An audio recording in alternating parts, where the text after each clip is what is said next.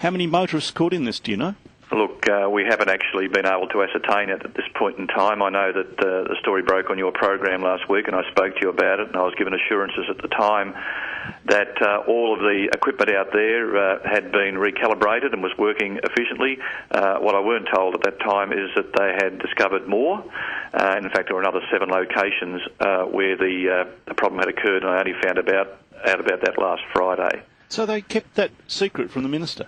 Well, what I understand is it was handled at a level somewhere, not at the chief executive's role at VicRoads, and the information had been handed on to the Department of Justice, but it hadn't been. My office hadn't been notified. But the other thing is, they didn't. Having found the camera out at the airport was dodgy, they should have automatically done an audit on every other one. They didn't until you told them to.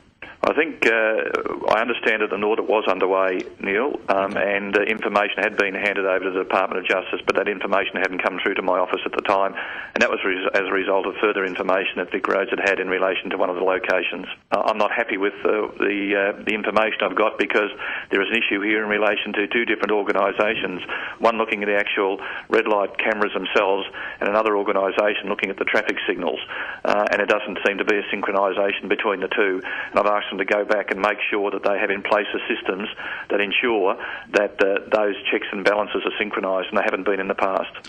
One of these cameras goes back 8 years, another 6 years. It's extraordinary. I mean, it's just frightening to think how many people might have been wrongly booked. Do you think it's fair that they get the money back?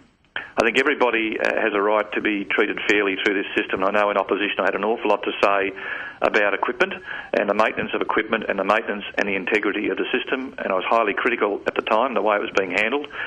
Today I find myself in the same position, having to take it on the chin. The fact of the matter is that the original finding is the subject of an appeal, and I think we needed to go through that process.